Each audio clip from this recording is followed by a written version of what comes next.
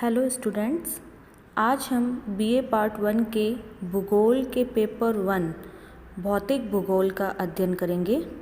हमारा आज का विषय है भौतिक भूगोल की परिभाषा एवं विषय क्षेत्र।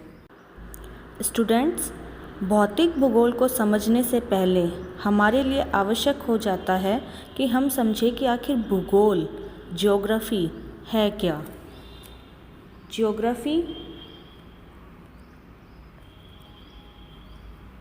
दो शब्दों से मिलकर बना है, जियो और ग्राफी। जियो का अर्थ होता है अर्थ और ग्राफी का अर्थ होता है टू स्टडी। अर्थात ज्योग्राफी शब्द है वो है अर्थ की स्टडी अर्थात पृथ्वी का अध्ययन। अब पृथ्वी का अध्ययन हम मुख्य रूप से दो प्रकार से डिवाइड कर सकते हैं।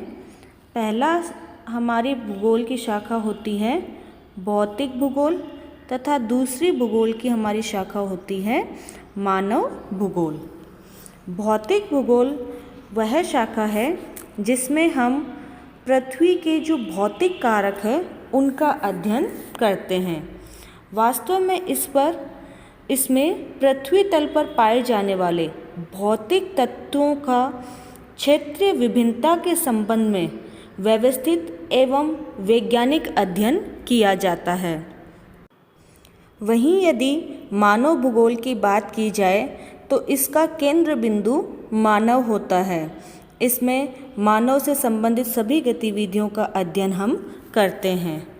आपके सिलेबस का जो फर्स्ट पेपर है वो भौतिक भूगोल है तथा जो सेकंड पेपर है वो मानव भूगोल है। अब एक बार हम सिलेबस पर नज़र डालते हैं।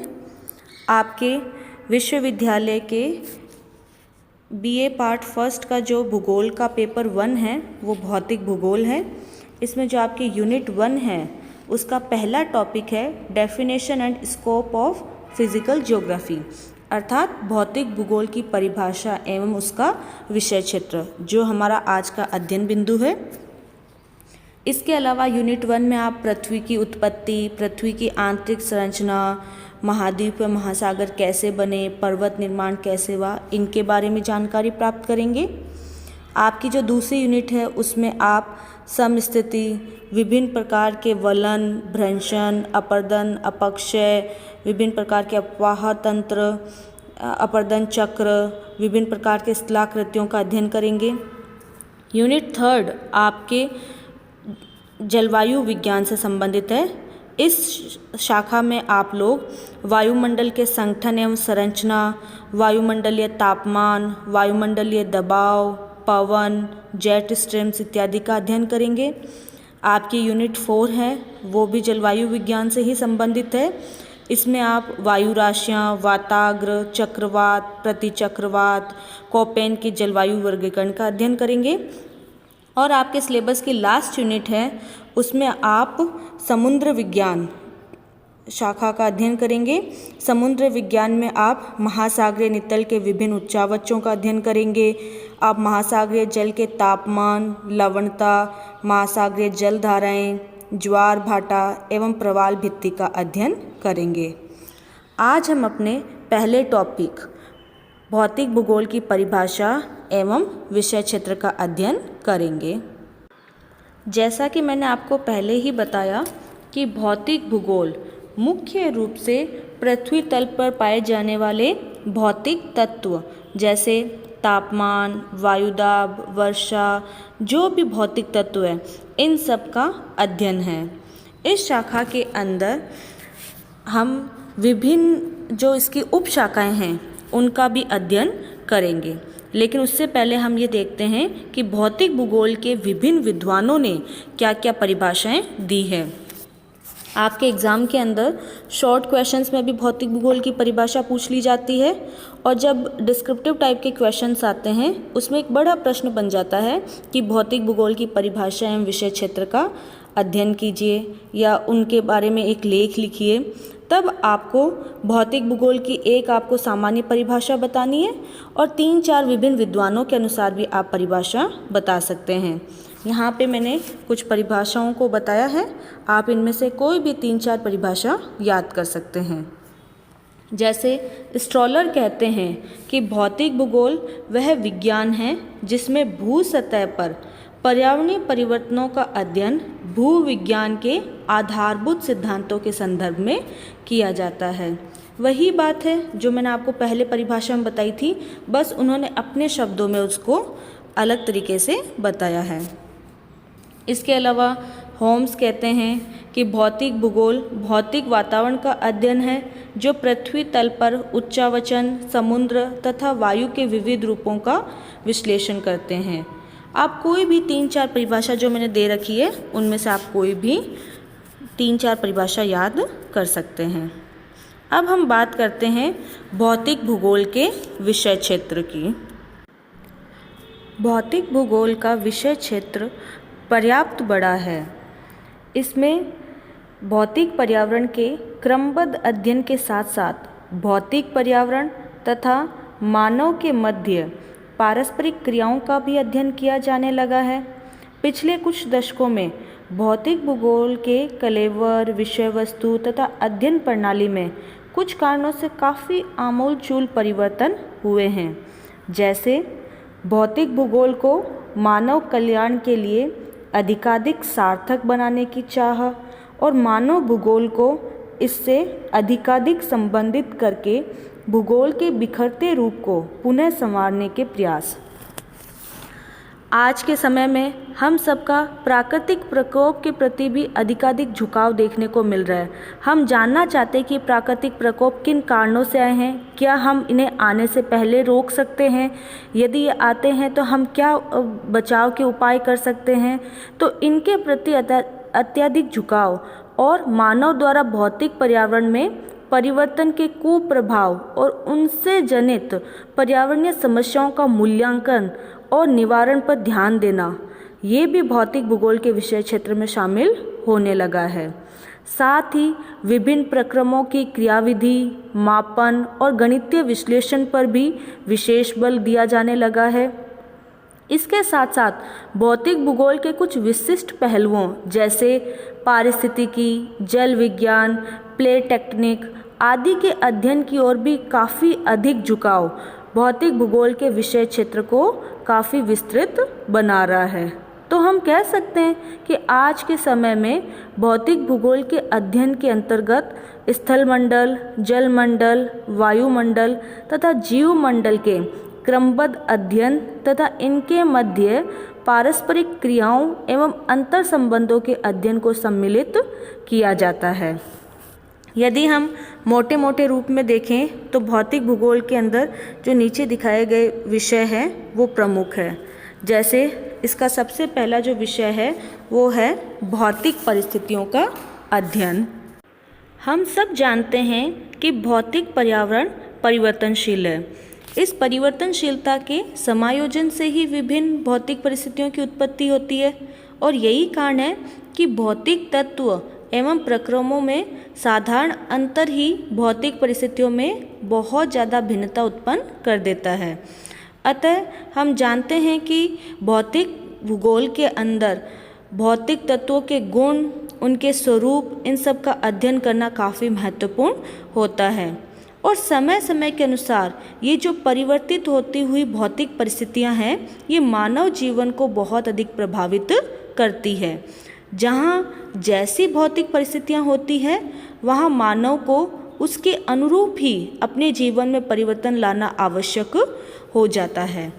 तो भौतिक भूगोल के पहले यदि हम विषय क्षेत्र की बात करें तो इसमें हम विभिन्न भौतिक परिस्थितियों का अध्ययन करेंगे। यह सच है कि प्राकृतिक नियमों को जन्म देने और नियंत्रण के लिए भौतिक परिस्थितियां ही उत्तरदायी होती है, लेकिन इन भौतिक या प्राकृतिक परिस्थितियों से कैसे संघर्ष किया जाता है, ये भौतिक भूगोल के विषय क्षेत्र का दूसरा बिंदु है। क्योंकि मनुष्य जो भी प्राकृतिक या भौतिक परिस्थितियां हैं, इनका बड़े पैमाने पर उल्लंघन नहीं कर सकता। आदिकाल से ही मनुष्य ने अपने आप को जैसी भी परिस्थिति में पाया वह उन्हीं पर पूर्ण रूप से निर्भर था। लेकिन जैसे जैसे मनुष्य का इन परिस्थितियों के बारे में ज्ञान बढ़ता गया, वैसे वैसे मानव उनके प्रति दासता कम होती गई। कुछ परिस्थितियों पर उसने विजय प्राप्त कर ली तो कुछ परिस्थितियों को उसने सहर्ष स्वामित्व स्वीकार कर लिया। आज के वैज्ञानिक युग में मनुष्य द्वारा परिस्थितियों पर जो भी नियंत्रण प्राप्त किया जाता है वही मानव की आर्थिक एवं सांस्कृतिक उन्नति कहलाती है। मनुष्य के लिए ये आवश्यक हो जाता है कि परिस्थितियों में जो भी परिवर्तन होते हैं उसके आधार पर ही वह अपने कार्य की योजना बनाए। इन बातों के लिए मनुष्य को न केवल वर्तमान समय की भौतिक परिस्थितियों के ज्ञान की आवश्यकता होती है, बल्कि परिस्थितियों में परिवर्तन की दिशा एवं स्वभाव के ज्ञान की भी आवश्यकता होती है और भौतिक भूगोल इस संबंध में उपयोगी ज्ञान एवं जानकारी प्रदान करता है। भौतिक भूगोल के विषय क्षेत्र में तीसरा बिंदु है नूतन प्रवृत्तियों का अध्ययन। जैसा कि मैंने पहले बताया कि पिछले कुछ दशकों में भौतिक भूगोल का विषय क्षेत्र काफ़ी कुछ बदल चुका है। उसमें वर्तमान में बहुत सी जो नवीन प्रवृत्तियाँ आई है उनका अध्ययन किया जाता है। फॉर एग्ज़ाम्पल, जैसे पहले हम देखते हैं कि नियतिवाद या निश्चयवाद की विचारधारा आई। समय बदलने के साथ साथ संभववाद ने उसका स्थान ले लिया और वर्तमान का युग नवनियतिवाद का है। तो जैसे जैसे समय परिवर्तित होता है नई प्रवृत्तियाँ आती हैं और भौतिक भूगोल के विषय क्षेत्र में हम उन सभी नूतन प्रवृत्तियों का अध्ययन करते हैं। भौतिक भूगोल के विषय क्षेत्र का हमारा चौथा बिंदु है विभिन्न मौलिक संकल्पनाओं का अध्ययन। जैसे वर्गीकृत समरूपता और अपरिमिति का अंतर, स्थानिक विभिन्नताओं में जो संक्रामी परिवर्तन होते हैं उनका अध्ययन, काल के साथ में स्थानिक विशेषताओं का जो लगातार परिवर्तन होता है उसका अध्ययन और वातावरण के तत्वों में सापेक्षिक संतुलन का अध्ययन, हम इन्हीं मौलिक संकल्पनाओं का भौतिक भूगोल में अध्ययन करते हैं। भौतिक भूगोल में हम भौतिक भूगोल के विभिन्न शाखाओं का अध्ययन करते हैं। भूगोल को सभी विज्ञानों की जननी, मदर ऑफ ऑल साइंसेस भी कहा जाता है और भौतिक भूगोल भूगोल की एक महत्वपूर्ण शाखा है। इस शाखा में हम विभिन्न उपशाखाएं जैसे भू आकृति विज्ञान, जियोमॉर्फोलॉजी, क्लाइमेटोलॉजी, जलवायु विज्ञान, ओशियनोग्राफी, समुद्र विज्ञान, बायोज्योग्राफी, जैव भूगोल इत्यादि का अध्ययन करते हैं। भू आकृति विज्ञान में जहां हम पृथ्वी तल के विभिन्न उच्चावच, उनकी उत्पत्ति, विकास, विस्तार, प्रभाव, विनाश इत्यादि का अध्ययन करते हैं, वहीं हम जलवायु विज्ञान में वायुमंडल की विभिन्न दशाएं और जलवायु का क्रमिक और प्रादेशिक अध्ययन करते हैं। इसके अलावा तापमान, आर्द्रता, वायुदाब, चक्रवात, प्रतिचक्रवात, पवन की दिशा, गति, वर्षा इत्यादि सभी जलवायु विज्ञान के ही विषय क्षेत्र हैं। ओशियनोग्राफी या समुद्र विज्ञान में हम महासागरीय नितल की उत्पत्ति, उसके विभिन्न उच्चावच, उनका विस्तार, महासागरीय जल के विभिन्न भौतिक एवं रासायनिक लक्षण, सागरीय निक्षेप की संरचना, संगठन, महासागरीय धाराओं की उत्पत्ति, प्रकार, विस्तार, ज्वार भाटा की उत्पत्ति के कारण, उनका प्रकार, ज्वालामुखी की उत्पत्ति के कारण, प्रकार इत्यादि विभिन्न विषय वस्तुओं का अध्ययन करते हैं। बायोज्योग्राफी में हम वनस्पति एवं जंतुओं के विभिन्न भौगोलिक पक्षों का, विशेषतः पारिस्थितिकी, आवास एवं उनके संरक्षण का अध्ययन करते हैं। भौतिक भूगोल के विषय क्षेत्र का 6 पॉइंट है भौतिक भूगोल के उद्देश्य एवं महत्व का अध्ययन।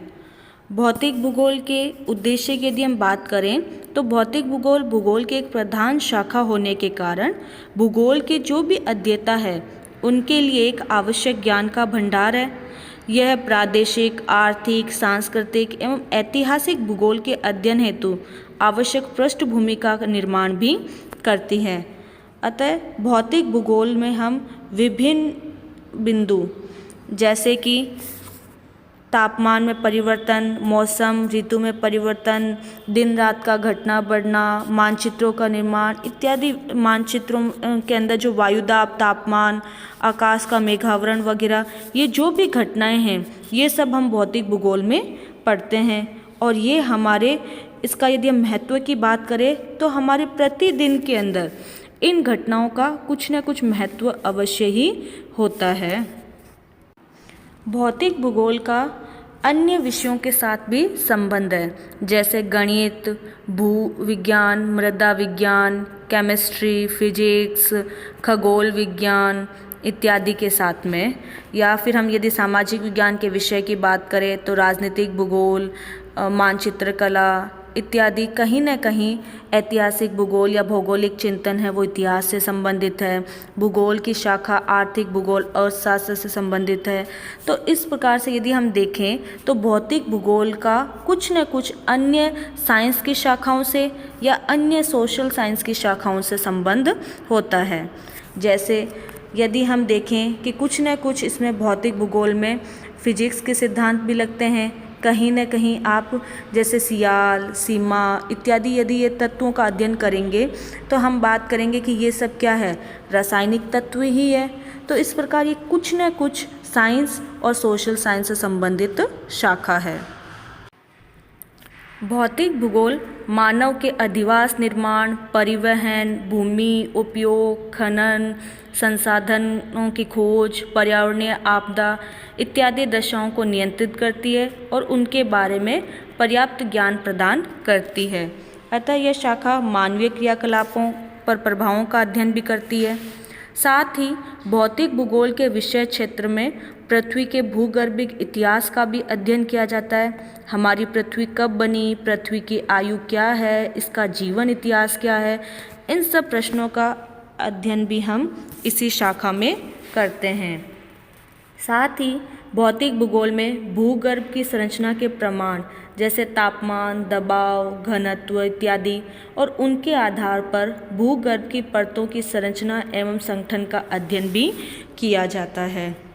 महाद्वीप और महासागरीय नितल की उत्पत्ति का अध्ययन, जो कि हमारे यहाँ पर प्रथम श्रेणी के उच्चावच है, उनका भी अध्ययन हम भौतिक भूगोल शाखा में करते हैं।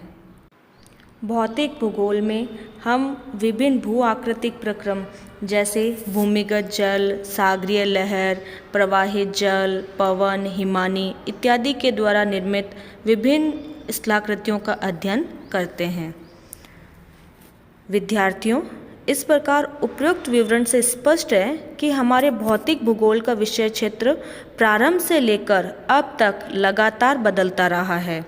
वर्तमान में इसमें व्यवहारिकता का पुट बहुत अधिक समाविष्ट हो चुका है और ये अपने व्यवहारिक स्वरूप को प्राप्त कर चुका है। आज यह विज्ञान मानवीय भूदृश्य एवं गतिविधियों को प्रत्यक्ष रूप से नियंत्रित करने वाला और इनके विकास में आने वाली समस्याओं का अध्ययन एवं निराकरण करने लगा है, लेकिन आज भी इसकी व्यवहारिकता को अधिक मानव उपयोगी बनाने की महती आवश्यकता है। धन्यवाद।